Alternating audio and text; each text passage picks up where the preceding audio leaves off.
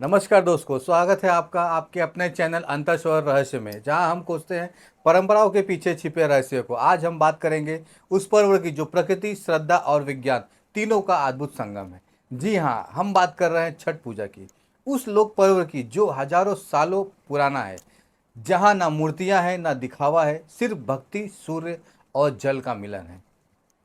छठ मैया की पूजा यानी सूर्य देव और छठी मैया की आराधना। यह पर्व साल में 2 बार मनाया जाता है, एक बार चैत्र महीने में और दूसरी बार दीपावली के 6 दिन बाद कार्तिक महीने में। छठ शब्द संस्कृत के षष्ठी से बना है, जिसका अर्थ है छठा दिन। यह पर्व सूर्य देव को धन्यवाद देने के लिए मनाया जाता है, क्योंकि सूर्य ही है जो जीवन, ऊर्जा और प्रकाश के मूल्य स्रोत है।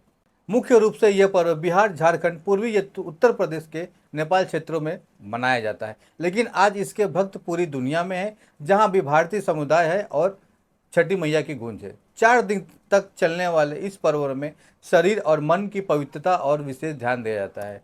पहला दिन नहाय खाए, दूसरा दिन खरना, तीसरा दिन संध्या अर्घ और चौथा दिन उषा अर्घ। 4 दिनों की प्रक्रिया।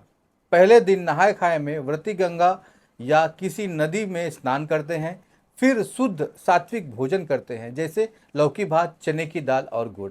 यह शरीर और आत्मा की शुद्धि का प्रतीक है। दूसरे दिन आता है खरना। इस दिन पूरा दिन निर्जला उपवास रखा जाता है। शाम को गुड़ से बनी खीर, रोटी और केले का प्रसाद बनता है। यह प्रसाद घर के सभी लोगों के साथ बांटा जाता है। तीसरे दिन होता है संध्या अर्घ, जब व्रती जल में खड़े होकर अस्त होते सूर्य को अर्घ देते हैं। सूर्यास्त के दृश्य में पूरा घाट दीपों और गीतों से जगमग हो उठता है। चौथा और अंतिम दिन है उषा अर्घ, यानी उगते सूर्य को अर्घ देना। सूर्योदय के समय व्रती पुनः जल में खड़े होकर सूर्य को नमन करते हैं और यही इस व्रत की पूर्ण आहुति होती है। इतिहास और उत्पत्ति का रहस्य क्या है? अब सवाल उठता है दोस्तों, छठ पूजा का इतिहास बहुत प्राचीन है। कहा जाता है कि यह पर्व वैदिक युग से भी पहले का है, जब ऋषि सूर्य की उपासना जल में खड़े होकर करते थे। पौराणिक कथाओं में कई स्रोत मिलते हैं। पहली कथा राजा प्रियव्रत और रानी मालिनी की है। उन्हें संतान नहीं थी, तब देवसेना यानी छठी मैया प्रकट हुई और उन्होंने मृत शिशु को जीवन दिया। उसी दिन से इस पर्व की शुरुआत मानी जाती है। दूसरी कथा महाभारत से जुड़ी हुई है। कहा जाता है कि कुंती पुत्र कर्ण, जो सूर्य के पुत्र माने जाते हैं, हर दिन सूर्य को जल अर्पित करते थे। उनकी यही परंपरा आज भी छठ पूजा के रूप में जीवित है। तीसरी कथा रामायण से जुड़ी है। जब भगवान श्री राम और माता सीता अयोध्या लौटे, तो दीपावली के 6 दिन बाद उन्होंने सूर्य देव की आराधना की थी। तभी से छठ पर्व का चलन आरंभ हुआ है। छठी मैया कौन है? छठी मैया को देवसेना भी कहा जाता है, जो कार्तिक शुक्ल षष्ठी की अष्टरात्रि देवी है। कहा जाता है कि यह सूर्य देव की बहन है, जो बच्चों की रक्षा, संतान सुख, स्वास्थ्य का आशीर्वाद देती है। इसलिए छठ का व्रत विशेष रूप से माताएं अपने बच्चों की दीर्घायु और सुख समृद्धि के लिए रखती हैं।